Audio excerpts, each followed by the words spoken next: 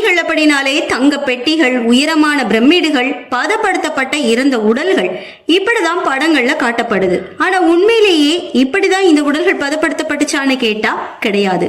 அது மட்டும் இல்ல, எகிப்திய மன்னர்களின் உடல்கள் மட்டும்தான் மம்மிகள்னு நாம நினைக்கிறோம். அதுவும் உண்மை கிடையாது. ஒவ்வொரு மன்னர்களின் உடல் பக்கத்திலையும் அதிகமான உடல்கள் புதைக்கப்பட்டிருக்கு. அதுலயும் சில மம்மிகளுடைய உடல்கள் உயிரோடு சாவடிச்சு புதைக்கப்பட்டது போலவோ கை கால்கள் கட்டப்பட்டும் பதப்படுத்தப்பட்டிருக்கு.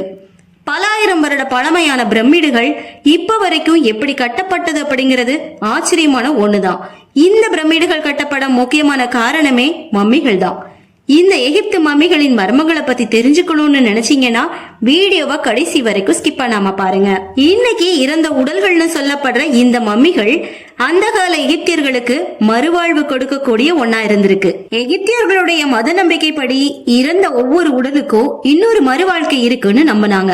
இதுக்கு ஆதாரமே மனித உடல்கள்னு நம்பிதான் இந்த உடல்களை பதப்படுத்தி கல்லறை கட்டி பிரமிடா எழுப்புனாங்க. அது மட்டும் இல்ல, உடல் சேதமாகிடுச்சு அப்படின்னா அவங்களால இன்னொரு வாழ்க்கைக்குள்ளாடி போக முடியாதுன்னு நம்பினாங்க. இதனாலதான் எகிப்திய மன்னர்கள் உயிரோடு இருக்கும் போதே தங்களுக்கான கல்லறைகளை தாங்களே கட்டிக்கிட்டாங்க. முக்கியமா இந்த மன்னர்களுடைய உடல்ல எந்த ஒரு காயமுமே இல்லாம பத்திரமா பாத்துக்கிட்டாங்க.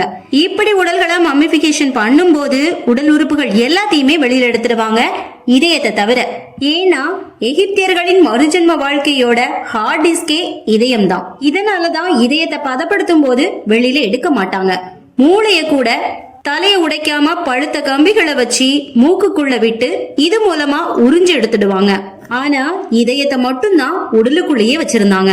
எதுக்காக அப்படின்னா மனித இதயம் தான் அறிவும் நினைவாற்றலும் நல்லதும் கெட்டதும் உண்மையான அர்த்தம் உள்ள வாழ்க்கையோட எல்லா நினைவுகளும் இந்த இதயத்துக்குள்ளதான் பதிவு செய்யப்பட்டிருக்கும். அப்படின்னும் நீ அடுத்த பிறவில முழுமையா வாழணும் அப்படின்னா உன் இதயம் உன்னோடுதான் இருக்கணும்னு நம்புனாங்க.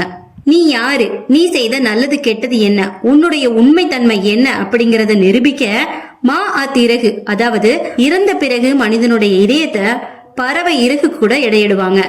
இப்படி இறகு கூட எடையிடப்படும் போது இதயம் லேசா இருந்துச்சு அப்படின்னா அவங்களுக்கு நல்ல வாழ்க்கை சொர்க்கம் அப்படின்னும், இதயம் கனமா இருந்துச்சு அப்படின்னா பாவங்கள் அதிகம். இதனால அமித் அப்படிங்கிற பயங்கர உருவம் இதயத்தை தின்னுடும் அப்படின்னு ஆழமா நம்பினாங்க. இறந்த பிறகு வாழப்போகும் வாழ்க்கையில இதயம் இல்லாம இருந்துச்சு அப்படின்னா தீர்ப்பு கிடையாது. சிம்பிளா சொல்லணும் அப்படின்னா மூளை தேவை கிடையாது. இதயம்தான் வாழ்க்கையோட ஹார்ட் டிஸ்க், இதயம்தான் நீதிபதி. இதயம் இல்லாம மறுபிறவி இல்ல. இதுதான் இவங்களுடைய கான்செப்டா இருந்துச்சு. இந்த எகிப்தியர்களுடைய மிகப்பெரிய தண்டனை என்னன்னு பாத்தீங்கன்னா, மனித உடல்களை புதைக்கும் போது தவறு செஞ்சவங்களா இருந்தா அவங்களுடைய உடல்களை சேதப்படுத்தி சரியா பதப்படுத்தாம புதைப்பாங்க. இவங்களுடைய கொடுமையான தண்டனையா உடல் உறுப்புகள் எல்லாத்தையுமே எடுக்கும் போது இதயத்தையுமே சேர்த்து எடுப்பாங்க. இதுதான் இங்க உள்ள மிகப்பெரிய கொடூரமான தண்டனைன்னு பார்க்கப்படுது. இந்த மாதிரியா மம்மிகளை இவங்க பாதுகாத்தது மட்டும் இல்லாம இருந்தவங்களுடைய பெயர்களையும் மம்மிகள் பக்கத்திலேயே எழுதிய வச்சு அதையும் பாதுகாத்தாங்க. இது வரைக்கும் ஆயிரக்கணக்கான மம்மிகள் கண்டுபிடிக்கப்பட்டிருக்கு.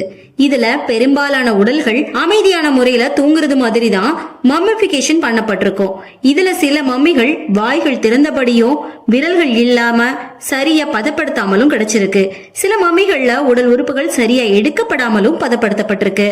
இதுல சில மம்மிகள் வாய் விட்டு கதறி அழுத எப்படி இருக்குமோ அப்படி வாய்கள் ஆழமா திறந்தபடி இருக்கிறதுனாலதான் இத ஸ்கிரீமிங் மம்மின்னு சொல்லுவாங்க. இதுக்கான காரணம் பத்தி ஆய்வுகள் என்ன சொல்லுதுன்னு பாத்தீங்கன்னா, இறந்த உடல்கள் எப்படி பதப்படுத்தப்படுதோ அதை பொறுத்துதான் அவங்களுடைய அடுத்த ஜென்ம வாழ்க்கை இருக்க போகுதுன்னு நம்பினாங்க. அதாவது உடல் அழுகிடுச்சு அப்படின்னா ஆன்மா திரும்ப வர முடியாது. ஆன்மா திரும்ப வர முடியல அப்படின்னா மறுபிறவி கிடையாது. இப்படி மறுபிறவி இல்ல அப்படின்னா நித்திய இருள் தான். இதனால உடலும் இதயமும் சேர்ந்ததுதான் அமர வாழ்க்கைன்னு ஒருவித வாழ்க்கை முறையை வாழ்ந்தவங்க தான் எகிப்தியர்கள். திருடர்கள், கயவர்கள், எகிப்திய தேச துரோகிகள், மன்னர்களுக்கு பிடிக்காதவங்க, மன்னர்களை எதிர்த்தவங்க, நல்ல ஒரு வாழ்க்கை முறைய வாழாதவங்களுடைய உடல்களை இறப்புக்கு அப்புறம் சேதப்படுத்தினாங்க எகிப்திய மக்கள். இதுல மிக முக்கியமான ஃபேமஸான ஒரு மம்மி தான் அன்னோன் மேன் ஈ. இந்த மம்மி எகிப்திய இளவரசர் ஒருத்தருடைய மம்மி அப்படின்னும், இவர் எகிப்திய அரசுக்கு ஏதாவது தீங்கு செஞ்சிருப்பார் அப்படின்னும், இதனாலதான் இவருடைய உடலை சரியா பதப்படுத்தாம வாய் திறந்தபடி எந்த ஒரு சடங்குகளும் பண்ணாம அப்படியே பதப்படுத்தி இருப்பாங்கன்னு சொல்லப்படுது. மன்னர்கள் பக்கத்திலேயே பல உடல்கள் கண்டுபிடிச்சாங்க. இதோட காரணம் என்னன்னு பாத்தீங்கன்னா, எகிப்திய மன்னர்களோ ராணிகளோ இறந்துட்டாங்க அப்படின்னா அவங்க கூட வேலை செஞ்ச வேலையாட்கள்ல ஆரம்பிச்சு பாதுகாவலர்கள் வரைக்கும் அவங்க இளமையா இருந்தாலும் சரி முதுமையா இருந்தாலும் சரி மன்னர் கூடவே இவங்களும் இறக்கணும். இப்படி மன்னர் உடலை பதப்படுத்தும் போது அவர் கூடவே இறந்தவங்களுடைய உடலையும் பதப்படுத்திடுவாங்க. மன்னர் கல்லறையை பெருசா கட்டி பக்கத்திலேயே வேலையாட்களுடைய கல்லறைகளையும் வச்சு பாதுகாத்தாங்க. ஏன் எப்படின்னா, இறப்புக்கு அப்புறமும் அந்த மன்னர்களுக்கு சேவை செய்ய இந்த வேலையாட்களும் கூடவே இருப்பாங்கன்னு நம்பினாங்க. இதனாலதான் இந்த மாதிரி செஞ்சிருக்காங்க. இப்படி கிடைச்ச உடல்களோட மம்மிகளை ஆய்வு செஞ்ச ஆய்வாளர்கள் மனித உடல்கள் கூடவே பூனையையும் சேர்த்து புதைச்சிருக்காங்க.